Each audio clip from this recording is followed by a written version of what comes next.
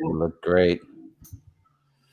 Well, yeah, We are live. we are live. Let's go, baby. Excellent. Welcome to the first ever Tiger Talk Live.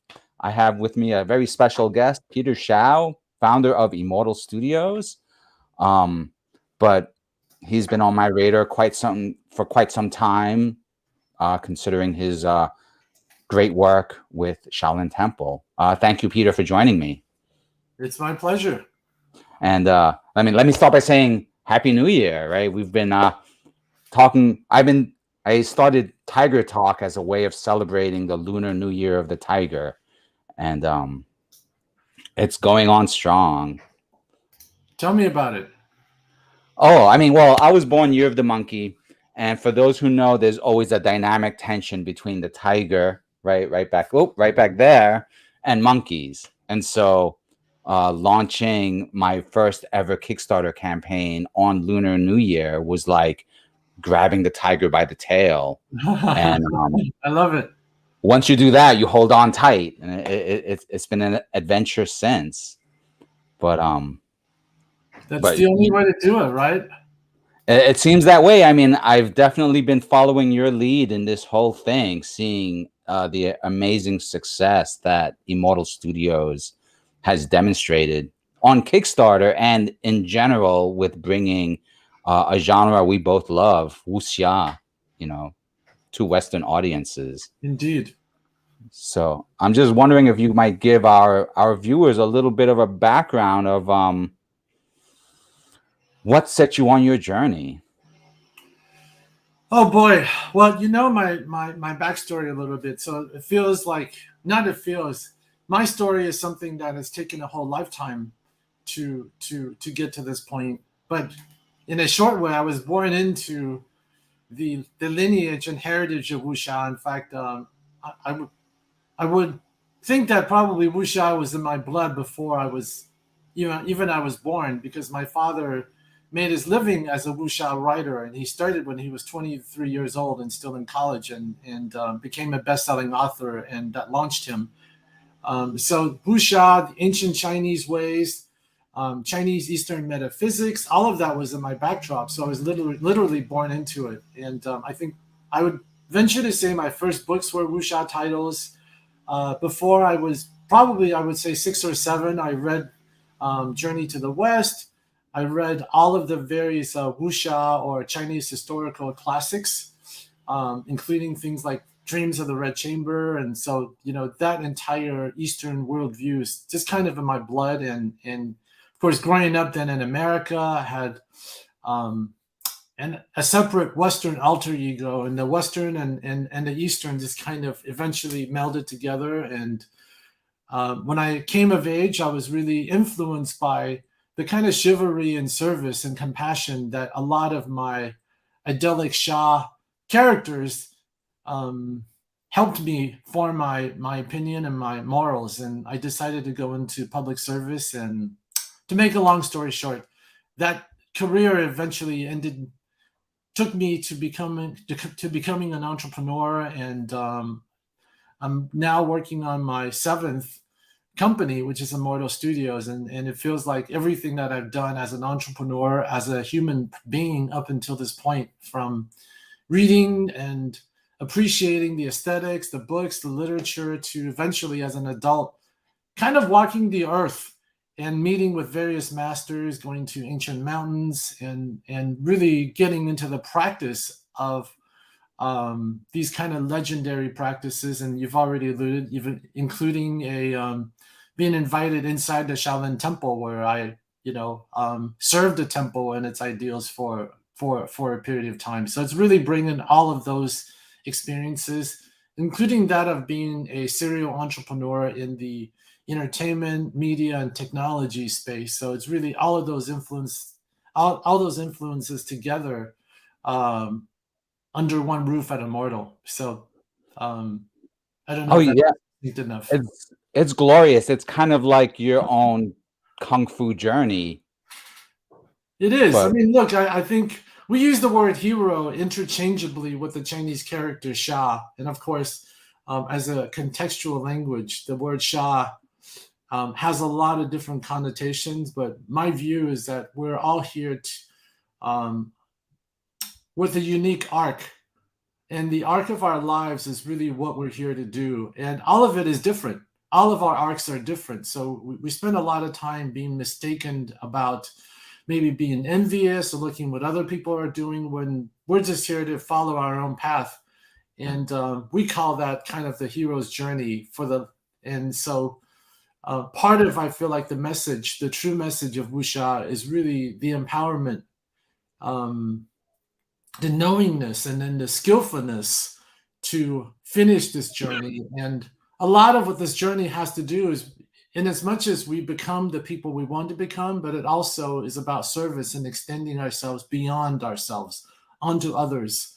And we all have that kind of journey. And kind of creating Immortal Studios, I think there's storytelling that can make that journey much more empowered, interesting, and accessible. So at a time where I feel like the world is really looking for a new myth, now that I think the era of Marvel and DC, it hasn't come to a close, but I feel like their core message and their ideas have hit a plateau. And this is where I think the era of wuxia has started. I would agree. I feel like over the years where I've worked with Kung Fu Tai Chi magazine, we've always seen like the rise and fall of interest in martial arts as expressed through like popular culture. You know, like my go-to example these days was The Matrix blowing up around 1999. You know, and here we are 23 years later, and there's a new Matrix that's come out, but not as kung fu or wuxia oriented when we compare it to such things as Marvel's Shang-Chi, which is kind of like the definition of a Western adaptation of the wuxia genre, at least as I'm seeing it. Well, And I think it's unquestionable. Actually, it's really clear it's wuxia, down to the shots, down to the themes. And look, I really loved Shang-Chi, and in fact, we actually held a special screening for Shang-Chi. So a few $1,000s of that global gross actually did come from Immortal and our supporters. So look, I love what they were doing, except the downside is that I think that part of the Marvel universe has so much juice, is that it needs to be everything, and of course it can't and it shouldn't be, because I think authenticity and due full respect to the origin of things is important, and it's right that wuxia would have its own interconnected storyverse, and that we have the opportunity to do that with all of our partners and members of our community who are people like you. Yes, exactly. Well, I mean, your work with the Storyverse is such a perfect example. Can you maybe give our guests a little bit more of an idea of what that means? Sure. Well, I think you could substitute the word Storyverse, and a really catchy word now is the Metaverse. So it's really the fantastical Eastern mythological landscape in which wuxia comes from. And that if you were just relying on the last, whether it's Shang-Chi or Wu Assassins, there's a lot of kind of things that are heavily borrowing from wuxia, but without a real accreditation to where it comes from, and also the ideas that's really behind it. So I feel like the whole landscape has become messy. It's become messy because it's kind of an anything goes, and whatever seems interesting, let's put it up. But I think because wuxia is actually is a narrative or allegorical version of real practices and ideas that have been around for thousands of years, because they've become inculcated as part of human wisdom or transformative ideas or health and longevity and power. So to the degree that people aspire to those things in real life, that I do think it's important to have proper attributions. So the Immortal Storyverse is really bringing together all of those various influences that we would consider wuxia. So everything from a more grounded world where the adept comes from. This is where you would experience it in your local Well, the word is dojo. I don't usually like to use Japanese words interchangeably with the Chinese, but let's just say a martial art, your neighborhood martial arts studio. Things. This is where the Karate Kid is. This is where Jackie Chan is. And then you move one step beyond. You have the legendary things. People usually think of this as wuxia, but it's where Crouching Tiger, Hidden Dragon is. Gosh, it's like an entire wing. This is where heroes would be. This is where hero would be. This is House of Flying Daggers. This is the Dragon Gate Inn. So this is the wuxia as people think of it, where they're doing fantastical things, but not yet supernatural things. And then one step beyond that is Chronicles of the Immortal Swordsman. People talk about Xinxia or the Immortal Swordsman subgenre as though it's its own genre, but let's be clear, it isn't. It's always been part of wuxia. And so this is where the house of this is where the strange tales would be for those of you who are fans of that kind of fiction. So this is where immortality is. This is where the immortal cultivation starts to come in, and then we take it all the way then into the world of enlightened beings who've kind of gotten off the wheel of life and death. This is where a lot of the Buddhist cosmology and ideals are. This is where the Monkey King would be. So we've actually brought together all of these various influences, including the dragons, the goblins, the fantastical creatures, the supernatural ideas, and we've put it together in an interconnected immortal storyverse. And we're going to be completing the 4 pillars of that by the second quarter of 2022. So we're only 2 titles into it. We have The Adept, we have Chronicles of the Immortal Swordsman, and we have 2 additional titles we'll be sharing in the next couple of months, if not sooner. That's going to form the immortal storyverse. And from these 4 pillars, we could expect to see a lot of characters where the authentic ideas of each of them will be explored against a more contemporary backdrop and that people really haven't seen.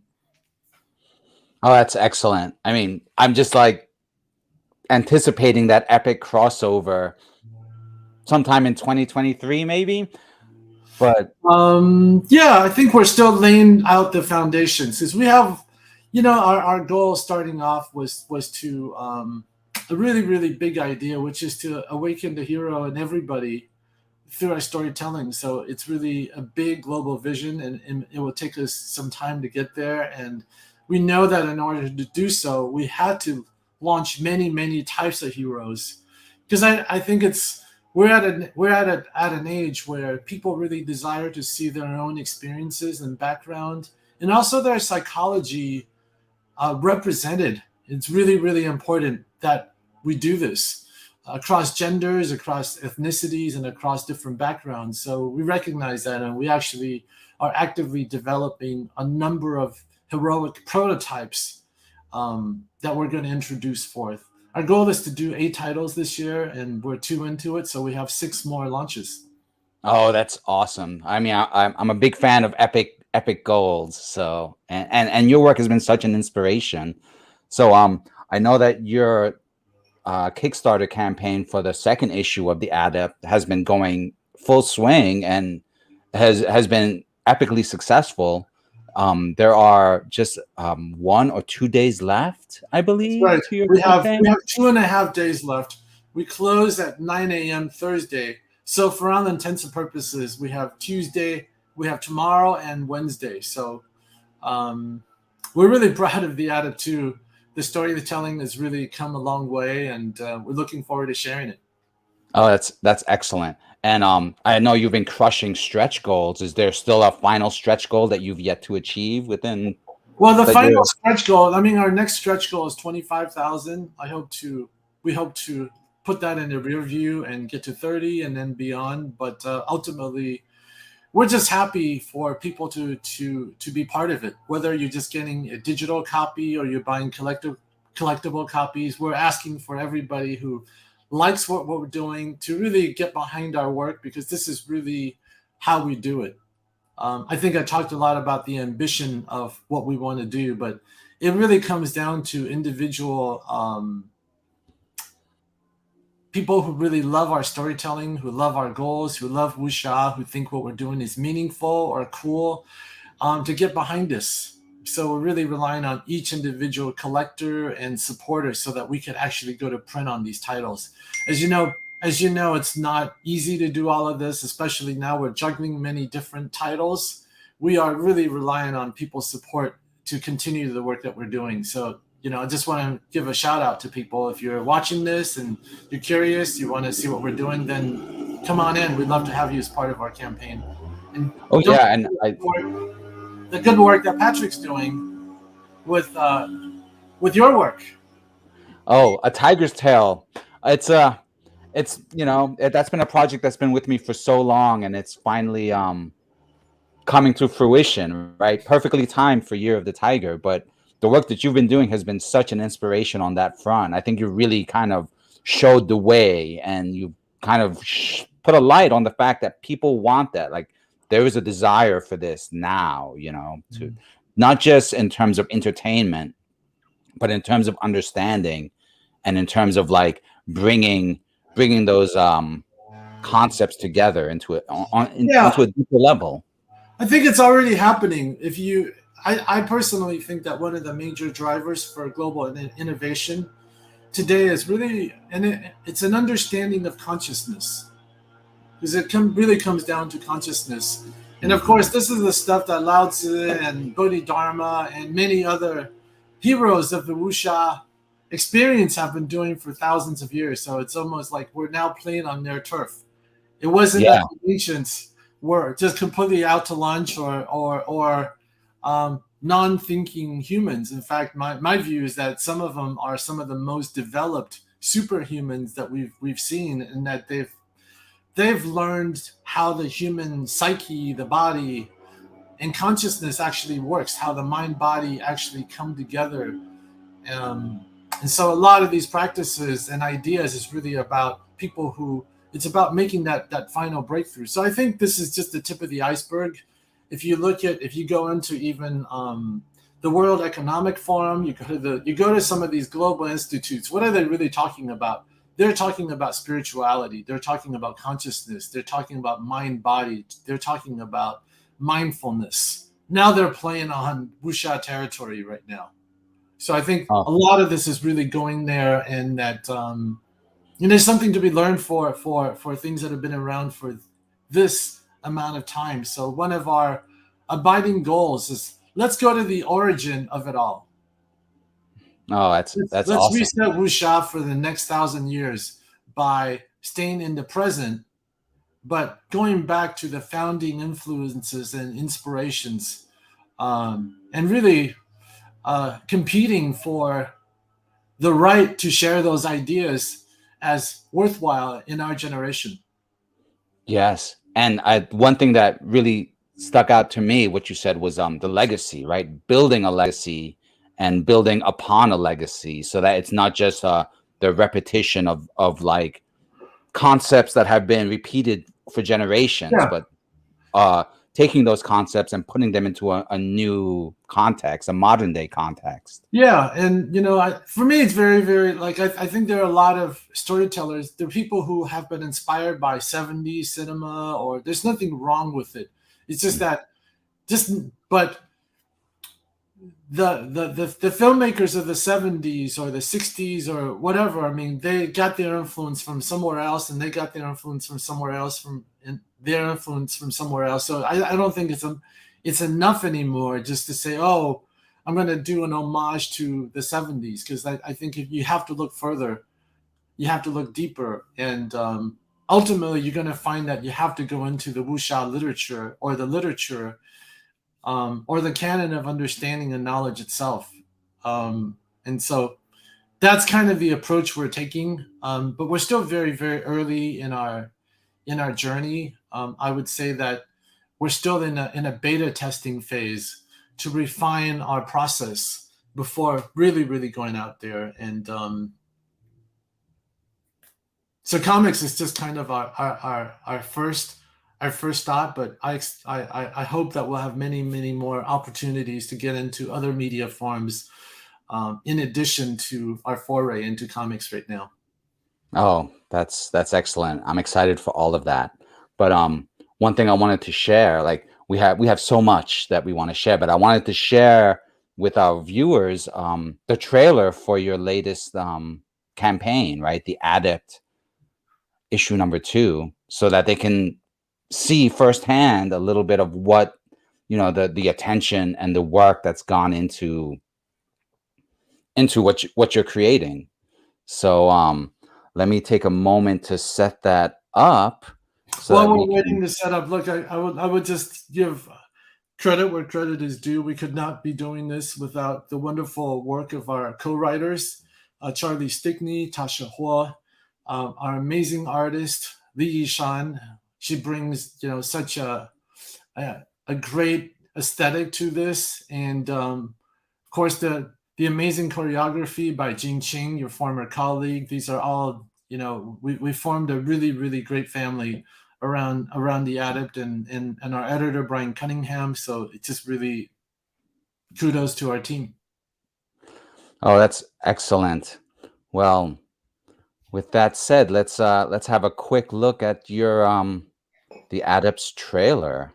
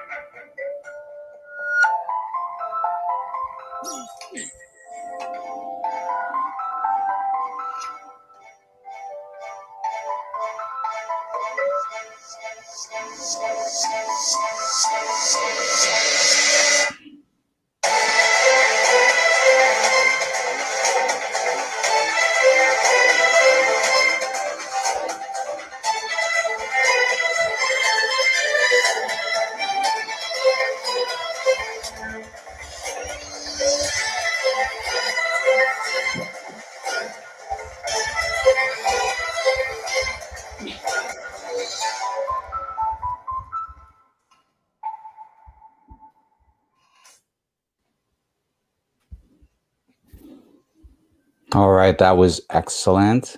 I'm waiting for applause, but we won't be able to hear that too much. But with that said, now I wanted to segue back to what we've been talking about in terms of modern capturings of traditions. And so I have with us our second guest, and I'm excited that you'll stay here so you can join us in this presentation. But before I bring him on, I want to play with you one of his pieces and see if you might recognize the actual piece in question. So if you'll give me another moment to get that started.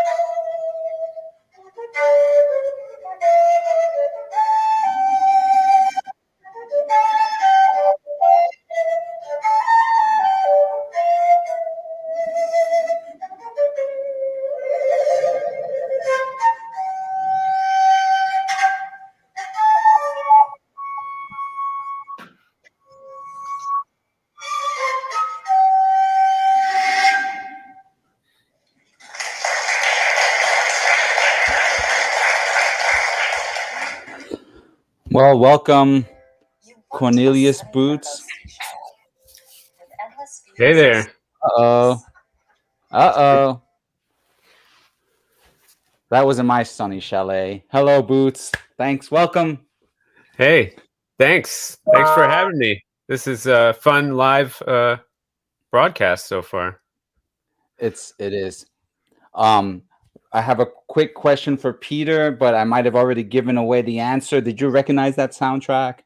Of course. How can you not, right? How So can let you me not? just Yeah. let me just thank you, Boots, for actually having done that soundtrack in that format. I mean, It had to be done. Luckily, I don't always pick the cover songs that I do. My flutes pick usually. And not only did those two work out, that was Return of the Dragon and Enter the Dragon back to back. Enter the Dragon, Lalo Schifrin, that's a lot more of a clever melody, but he was clearly building on the fanfare kind of vibe of Return of the Dragon, which I actually prefer. Like if I was going to play one, I would play that one.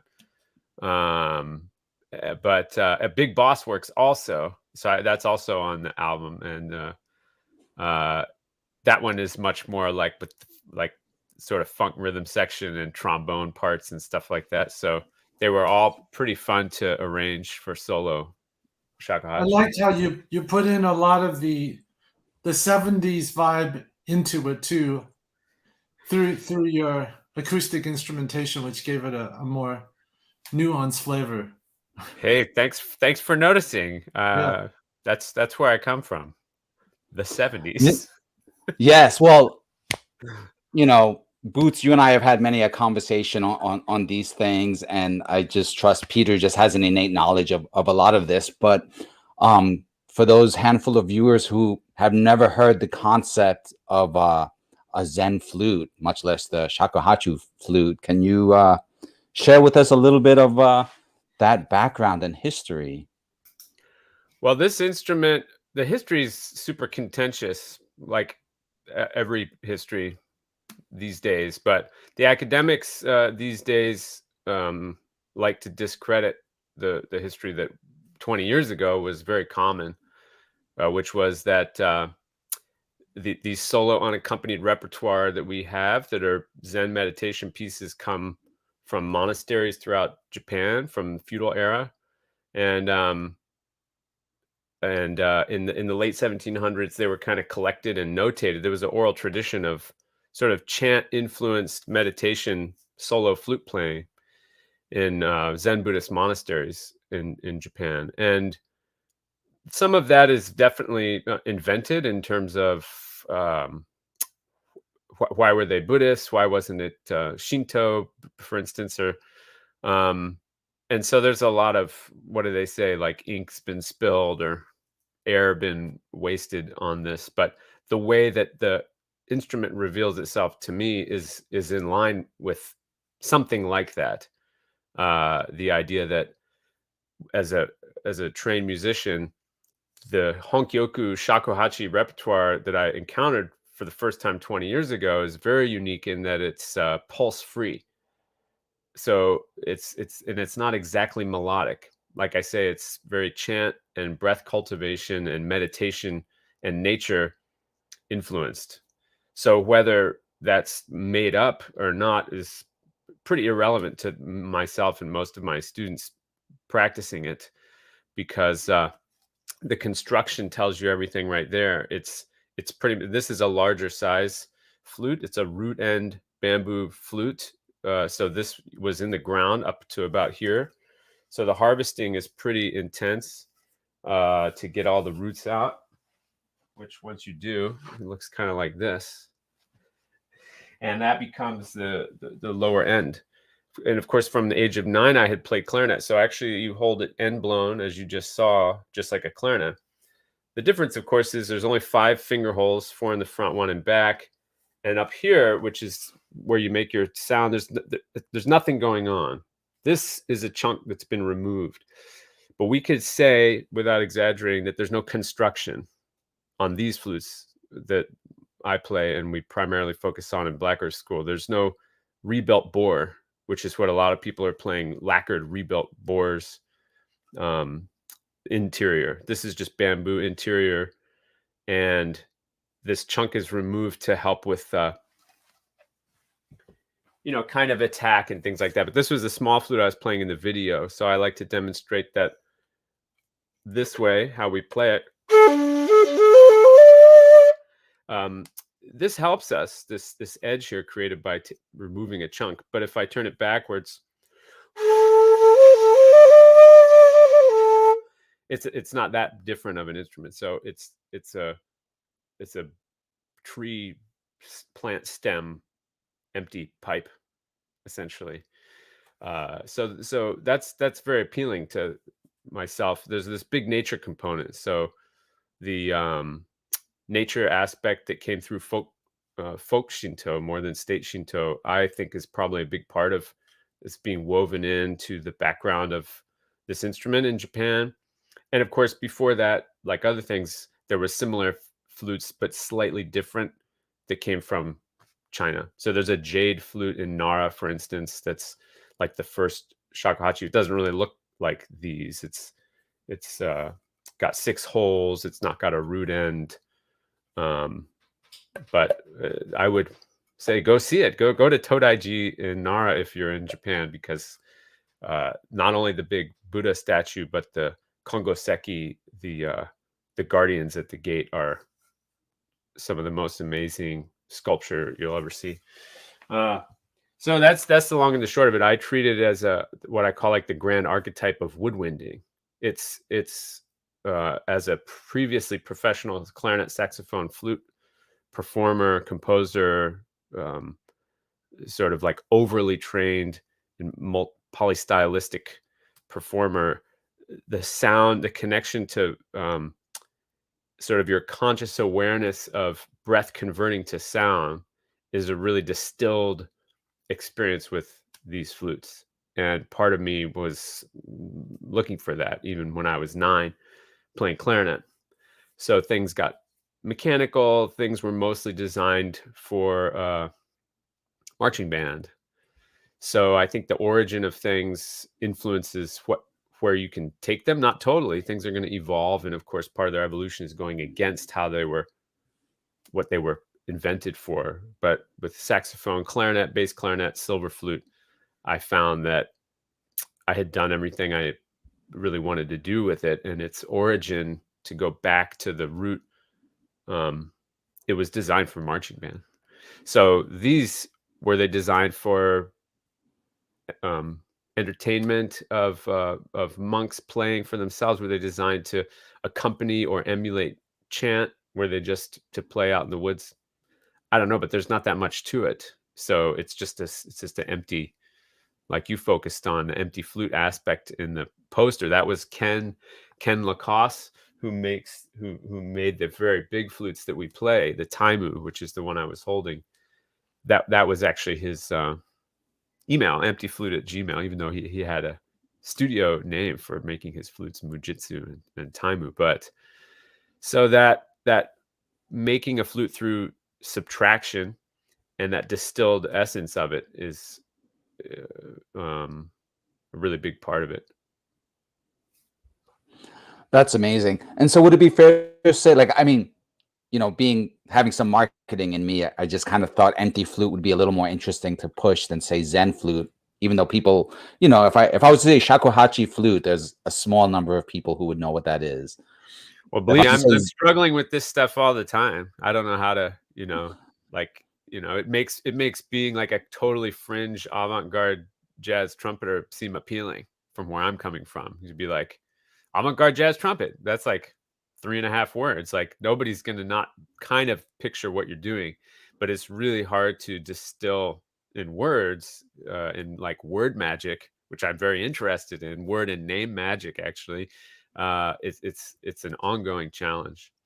But shakuhachi has kind of stuck as the global term to refer to all of these types of end blown flutes from Japan. That's awesome. And so one of the reasons why I wanted you two together is because the Shaolin Connection, right? Like it's fair to say that that the flute, right? Like that kind of flute work you do, you know, is the breath work is essential, right? And so brings brings to mind the fact that I happen to know that you've done some qigong work with one of our local Bay Area Shaolin monks. If I recall, his name is Shi Yan Yu. And if I had done my homework, I would have like had his cover, you know, queued up because he was also featured on the cover of Kung Well, Fu magazine. I may have been at the same place maybe where he went, but I didn't study with it. I started qigong in Chicago like a couple months before I discovered shakuhachi, because the music school I taught at, there was a guy that we could take it for free because I was faculty, and that was like a big. It very much went with starting shakuhachi, and then I kind of did that set for like 9 years every morning, and then I switched. I started going to Wenwu in El Cerrito, which is where David Way went a long time ago. Who's going to be on? Who was you've already done this show with, but I think it airs tomorrow. And so, and then there was a guy from Alameda, Master Yao, who came for one class, who did the 8 brocades, and so that was a very brief. That was just like one. But that's that. Watazumi is one of the sort of icons in our lineage, the way that we play. One of my teachers, and it's very clear that he's doing qigong when he plays. He was fascinated with jazz saxophonists, actually, and he kind of like a avant-garde saxophonist trapped in a former like a renegade Zen priest body, and you can find records of him all over. Here's you can find this album like kind of everywhere. There's Watazumi's. So that's like the perfect. So he was good at marketing. He didn't have that many students, but he recorded a bunch of albums. But anyway, yeah, so he's like taking back from the music and saying like this is all about breath and energy, and he doesn't have to play mellow or contemplative to feel like he's thinking of it as meditation. That the whole energy spectrum that's represented in nature is any of that's meditation. And I feel like Tai Chi, Kung Fu, Qigong community in general, the people who've been involved for a long time, they have that exact same ethos, I would say. Yeah. Well, if I recalled, what was I gonna ask? Oh, when we were talking before the show, you mentioned your curiosity, having heard about what Peter is doing, and your skill with taking these, you know, what were once ancient and obscure like concepts and practices, and bringing it to such a modern sensibility. And that I think inspired Boots' question. Do you want to ask it, or should I think you'd be better off asking than me asking, since Well, ever since Patrick fired up this this tiger year, and I'm also a tiger, I'm a wood tiger, so I was really looking for it. And already this water tiger year has been very interesting. Definitely a shift going on. And last tiger year, metal tiger, was kind of intense on a lot of levels. So we'll see what happens. They say for the when it's your year, it's two extremes, right? Yeah. It's extremely Yeah, so challenging or extremely good. Maybe a little bit of both, or probably, yeah, both. Usually in hindsight. So it's like, yeah, well, that had to happen, but it was pretty difficult at the time, kind of thing. But so we, this like this idea of the community, like the fascinating intersection that both you and Patrick represent, of like not just practices of Kung Fu and Tai Chi, like you have a school or something like that, but really having a commitment to transmitting the teachings, the wisdom, the mindset, like I said before, a worldview and ethos, to really as many people as you can share it with. And in our small way, that's how we feel about what we're doing on the flutes, but we're way out there in our own little universe, like in our own little fringe pocket universe is what I call it. And yet the energy and like I say, the mindset is very overlapping. And so I'm trying to see what would people in that community, either really community graphic artists, anybody who's creative, or anybody who's interested in these kind of wisdom teachings and physical energy practice, what kind of use would they have for the music we're making, myself and my students? How would we engage, whether through recordings or performances or going on Tiger Talk live shows? Yeah, what comes to mind for you, Peter?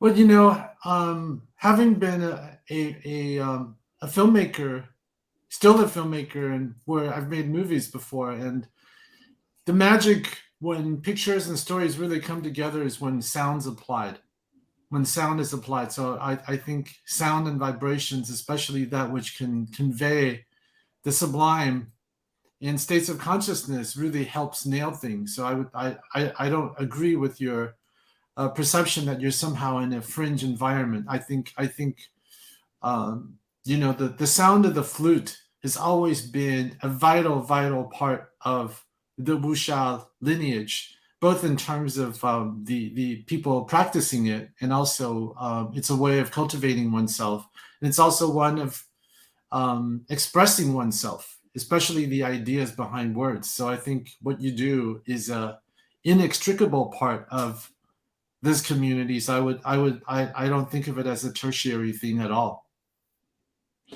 I would go so far as to Great. say that doesn't the flute have like a significant symbolic weight within the context of like the wuxia and martial arts? Yeah, but down from visual to sounds, and there's always legendary stories of people conveying their inner cultivation just by making music. We do hear of these competitive situations when two masters meet, or they're corresponding through the sounds they make on their respective flutes. And those things really do happen. People do size each other up by very, very subtle things, and through instruments is just another way of doing it. So it is a big part of it.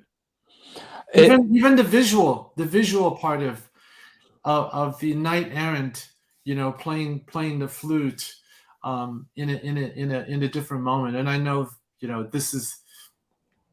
it's also part of the Indian lore as well.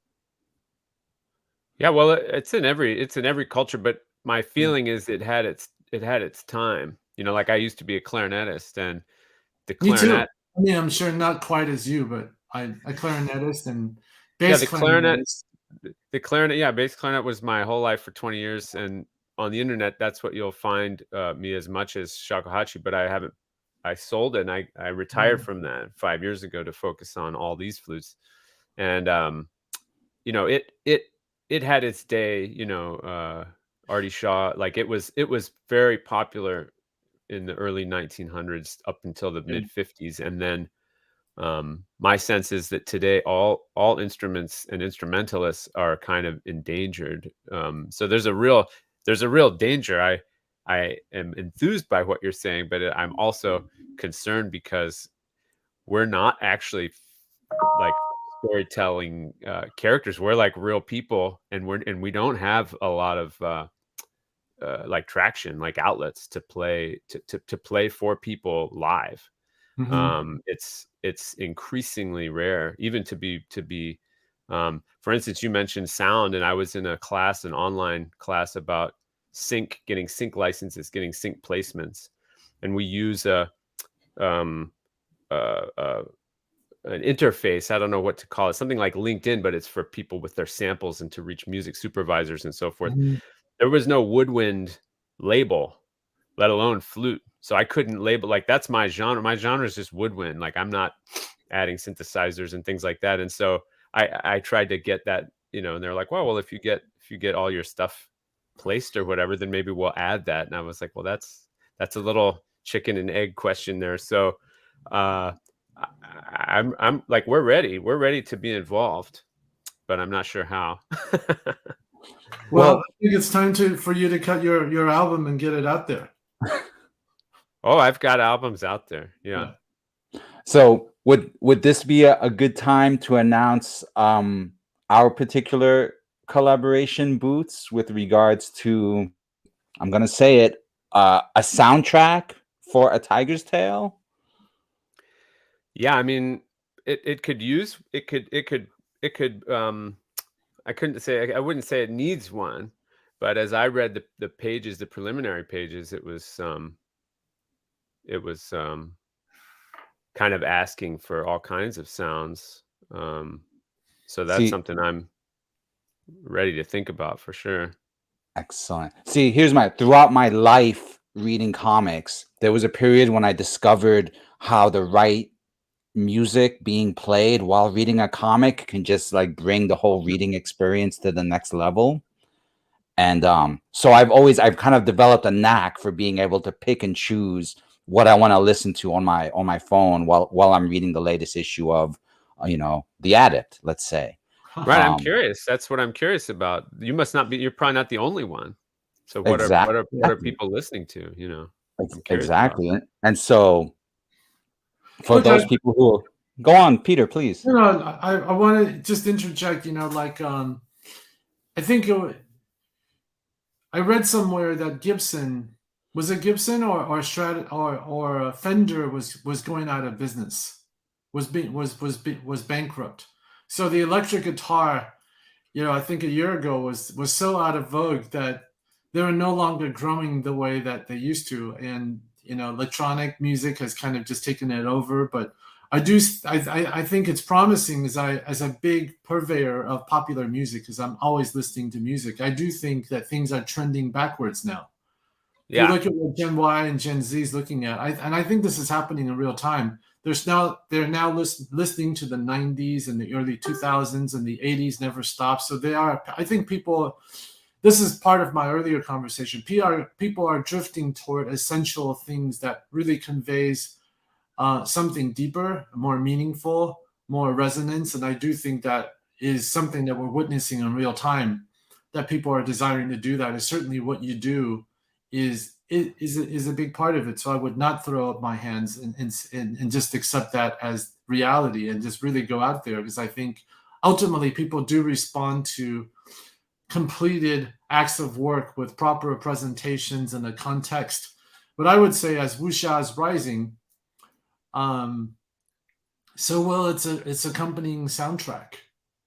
And I would invite you to explore not just the Japanese moments of it, because the Japanese side is one expression of it, but where we come from, I think there's a huge mother lode in wuxia, and wuxia is not necessarily a Japanese form per se. Right. There's a deep interconnection. So I would look to expanding. Well, I mean, that sounds good to that's me. what I'm hoping to do with our particular campaign, because thanks to Boots' generosity, we'll have a playlist of select pieces performed by Boots that'll be available to backers, so that when they do get the actual Tiger's Tale graphic novel, they could read that while they listen, and knowing, having taken a look at that soundtrack, I suspect that there'll still be songs left over, so that once they've put A Tiger's Tale down and they pick up The Adept issue 2, there'll still be soundtracks to listen to, which has me very excited. And I have I think the whole world is waiting for the kind of the version that Enigma did. Remember when Enigma came out with they added some urban dimensionality to the Gregorian chants and made it one of the most popular records for a decade, and it continues. So I think that kind of opportunity entirely exists for the whole Eastern canon. So I wouldn't rule it out. I agree. I think the hunger right now is just palpable, and that Peter, you clearly were ahead of the curve and were able to identify, the growing desire. And then here we are now, and it's just still like, the curve is still going up, and there's the demand continues to grow. And people with the same haircut really should be yes, a lot more together. united, great minds. And it is a haircut. It's Yes. not, but for me anyway. But it doesn't really matter. I was thinking about that this morning because I shaved this morning, and it was, it was. I remember in like 6th grade, this came from a conversation I had with a student recently, but you see yourself in the mirror, and sometimes it's not like who's that person. It wasn't really until I could shave like pretty much almost all my hair before I was like, oh, okay, that makes sense. It was before I got to this, before I convinced the barber in 6th grade to take it all off, I was using a lot of mousse and gel to flatten it. I don't know why. So like I said, with the flutes, I don't necessarily decide. I kind of try to pay attention to what I guess in this case, what my scalp desires. Yeah. Well, there was once a time I had dreadlocks. Can you imagine? Yeah, I can. Yeah. Well, this has been, well, we're coming close to the 1 hour mark, and I have one more track of yours, Boots, that I want to share. It's the Green Swampy Water, which Great. I hope people will seek out specifically for the cover art, which unfortunately I don't have it here to share with folks, but I think people will be pleased when they see what that piece looks like. Yeah, well, the 3 albums I did my own crowdfunding and released them 2017, 18, and 19. I commissioned my friend Nakona, who's also my tattoo artist, and he did the paintings. I don't have them up, but they were like commissioned. That was part of the crowdfunding campaign, was to commission original paintings for the covers. And so that was an important part of that project, was a visual collaboration. That's why I'm excited to now do stuff with you, Patrick, on this project, because the instrumental aspect is doesn't make of my music. Most of the pieces I write, it doesn't mean they're not narrative. They're still, to me, nonverbal narratives, and then the imagery that goes with it can really be like a satisfying experience that's not necessarily digital, but old formats coming together. Excellent. And here we have it. Here we have it.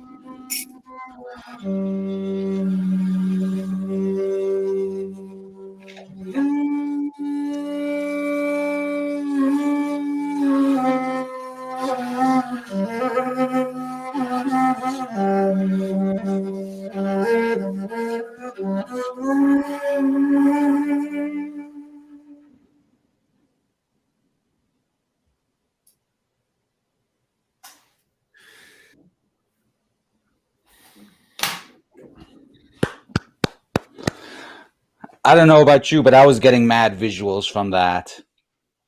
Well, the mad visuals are in the next section, but that's good that you stopped it there so people can explore it on their own. I just went straight into Samadhi. So Oh, perfect. I wouldn't expect any less. Excellent. I just went into the sublime stillness. Brilliant. Nice. I see some really great comments coming through. So, hats off to the community that's chimed in. Christian. Yeah, all these are great. I would say Briggs, Techno Mage 1 to 16, Ron. So hats off to the Tiger's Tail community for really tuning in and caring about the conversation. Oh, I'm thrilled. I mean, this whole process has been such an incredible revelation to see people who are passionate and people who are willing to like commit to like really genuine appreciation. And I mean, it's so extraordinary. I've had the same experience. I mean, there are times where it's just like, wow, like people literally, and look, we're asking people to give their hard-earned money during these kind of trying economic times. The fact that they're willing to kind of go out on a limb to financially support and enable a vision coming from creators. It's huge. So anyways, it's, I'd love to see these communities spawn, and you guys seem to have a really good one. Well, I mean, you guys are in the thick of it, and it's super, it's a lot of work, but it's also really like a wild ride, really exciting for both you guys. I think all of us would rather give money to you guys than more money to like Comcast or something that we don't really because we don't know how much of that actually goes to workers, for instance. So supporting sort of creative works and people that we know, both those things together is always that's a big part of Shakuhachi community also. Yeah. Well, we'll definitely put it to better use than Disney will. They don't need that. They don't need the help. They got plenty.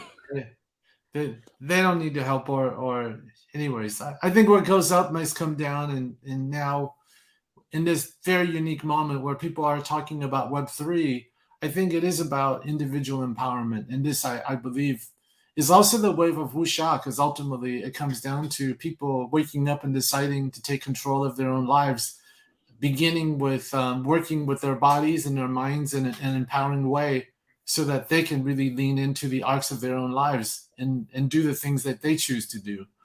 And I think we're seeing that in the things that we're doing on crowdfunding, all of those things. I think it's that kind of truth playing out in a microcosm. And I do believe the future storytellers are going to come up this way too, with real engagement, real followings, and a real relationship to those who resonate with them. And it's kind of this interplay. I think we'll see it play out, and that's certainly our thinking behind creating Immortal Studios, rather than kind of setting ourselves up as another Hollywood company and building walls.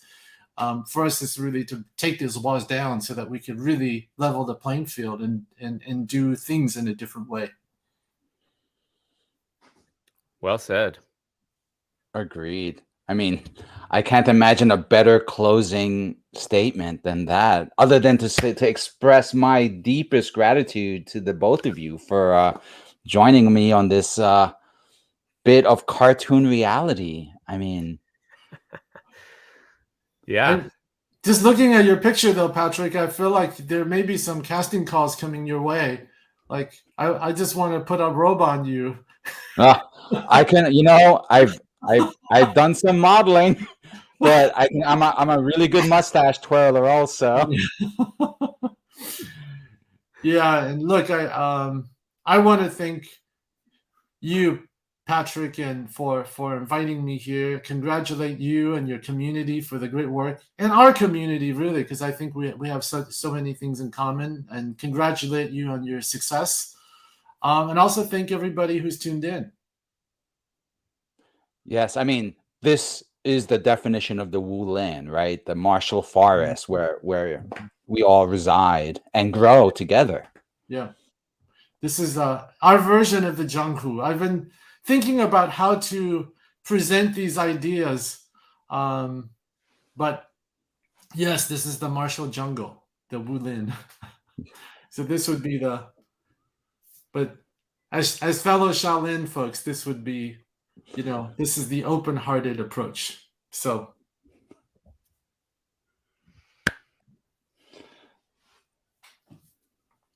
Thanks for including me. Thank you. Yes. Boots, any final words before we depart? Since you're the newest debutante amongst our community.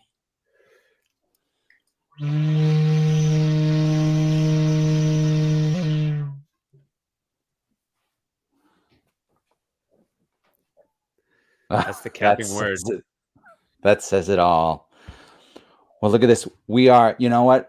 If I speak for just a few more minutes, we will be ending at 5:05 p.m. Pacific time. And if you've been keeping track of my various missives, even though I'm terrible at math, I just love numbers and how they look and how they fit together. So, once again, let me thank you, Peter, for taking the time out of your busy schedule to join me on this endeavor, and lots of luck on continuing the Immortal Studios journey. I'm a big fan and excited to be a part of that. Well, I think it's time that we actually do some stuff together. So let's create that intentionality. We're gonna join hands on some meaningful stuff to do together. Yes, let this just be the beginning. Yeah, absolutely.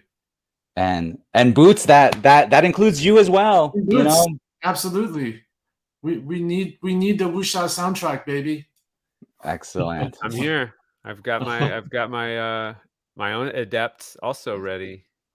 We've got a whole choir. Yes, that I'll save for another video. It's glorious. But here we are at 5:05 p.m. So let me wish all of my viewers, the Tiger's Tail community, the extended Wulin, a deep thank you for joining me on this platform, and keep an ear out and an eye out for subsequent updates. And thank you, and see you next time. Bye.